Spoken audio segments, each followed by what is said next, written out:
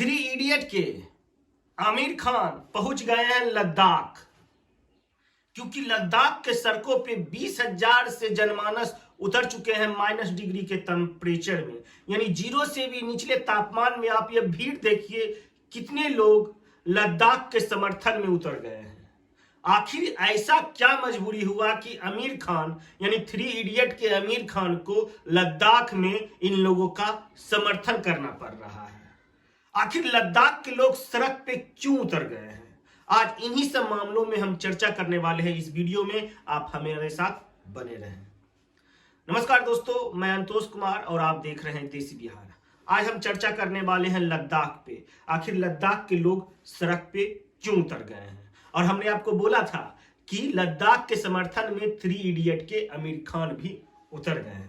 मेरा कहने का अर्थ था कि सामाजिक कार्यकर्ता सोनम वांगचुक, इन्हीं के ऊपर थ्री इडियट फिल्म बना था, जिनके रोल में आपको आमिर खान साहब जी नजर आए थे। तो इसीलिए हमने बोला था कि थ्री इडियट के आमिर खान उतर गए हैं लद्दाख के समर्थन में। सोनम वांगचुक की भी मांग है कि लद्दाख को पूर्ण राज्य का दर्जा दिया जाए। पूर्ण राज्य क्या होता है, यूनियन टेरिटरी क्या होता है, इन सभी मामलों में चर्चा करेंगे।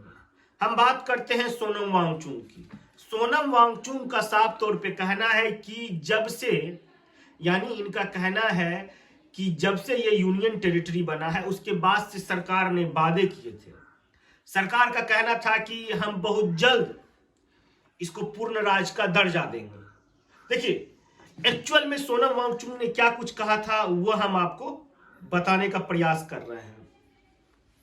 उनका स्टेटमेंट है, भारतीय संविधान के अनुच्छेद 244 के 6वें शेड्यूल में संरक्षित किया जाए। यानी यह चाहते हैं 6वें शेड्यूल के तहत इन लोगों को संरक्षित कर दिया जाए। सोनम वांगचुक का यह स्टेटमेंट है। उनका कहना है कि यहीं पोलो मैदान में सरकार के लोगों ने बोला था, हम आपकी भावनाओं को कदर करेंगे और हम जो इनकी मांगे हैं उनकी मांगों को पूरा किया जाएगा। मगर क्या ऐसा संभव है?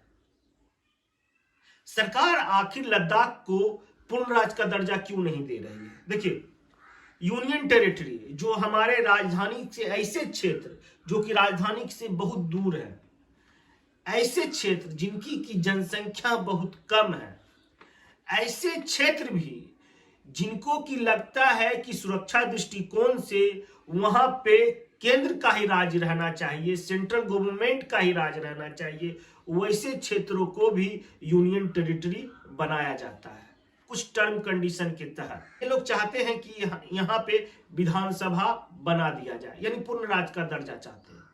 यही मांग है लद्दाख के लोगों का। आखिर सरकार क्यों नहीं करना चाहती है? जबकि सोनम वांगचुक का साफ तौर पे कहना है कि घोषणा पत्र में यह बात साफ तौर पे लिखा हुआ है।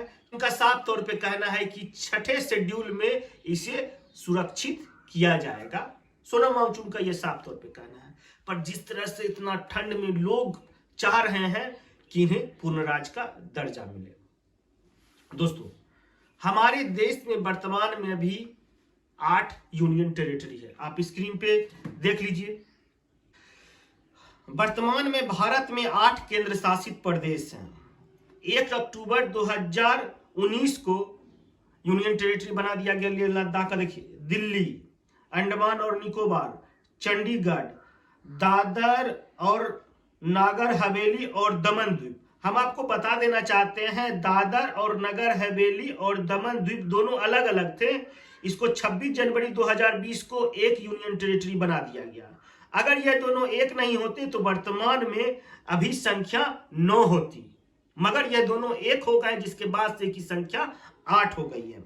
उसके बाद जम्मू एंड कश्मीर, और जम्मू एंड कश्मीर अभी यूनियन टेरिटरी है, मगर कुछ दिन बाद, कुछ सालों के बाद उसे भी पूर्ण राज्य का दर्जा मिल जाएगा। ये बात आप ध्यान में रख लीजिए। लद्दाख, उसके बाद लक्षद्वीप पौंडीचेरी आपको पता ही है कि कितना दूर में है। अंडमान निकोबार के बारे में पता ही है। क्या इस सबको पूर्ण राज्य का दर्जा दिया जा सकता? नहीं। सिक्योरिटी रीजन्स है, वहां की जनसंख्या कम है, आपको पता ही है। ऐसे इलाके जो सेंसिटिव होते हैं, केंद्र सरकार उसको अपना पास रखना चाहते हैं, क्योंकि देश की अखंडता का सवाल होता है। हो सकता है कि लद्दाख अभी नया यूटी बना है। लद्दाख में मात्र जो 2 जिले हैं, लद्दाख और लेह, उनकी जनसंख्या भी कम है, बॉर्डर इलाका पड़ता है।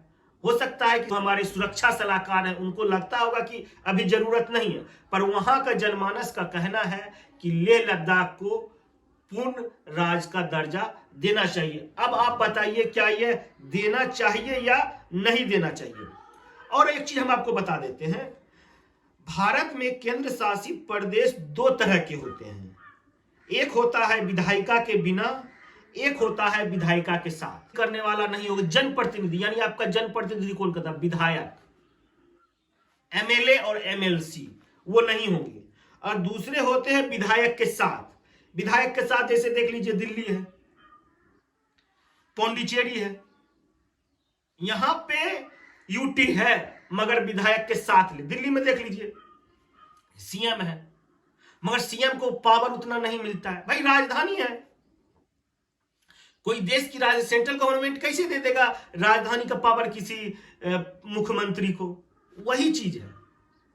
यही सब चीजों को देखकर सरकार शायद लद्दाख को यूनियन टेरिटरी में अभी रख रही है। मगर जिस तरह से सोनम वांगचुक का साफ तौर पे कहना है कि बीजेपी के नेताओं से भी हमने बात की है और कहा जाता है कि हमारी बातों को माना जाएगा, हो सकता है भविष्य के गढ़ में 1-2 साल के बाद लद्दाख को भी पूर्ण राज्य का दर्जा मिल जाएगा। इसी तरह का सरकार को लगेगा कि कोई दिक्कत नहीं है, तो हमें लगता है कि पूर्ण राज्य का दर्जा लेह लद्दाख को भी दे दिया जाएगा। मगर लद्दाख के लोग मोदी गवर्नमेंट से मांग कर रही है कि उन्हें पूर्ण राज्य का दर्जा दे दिया जाए।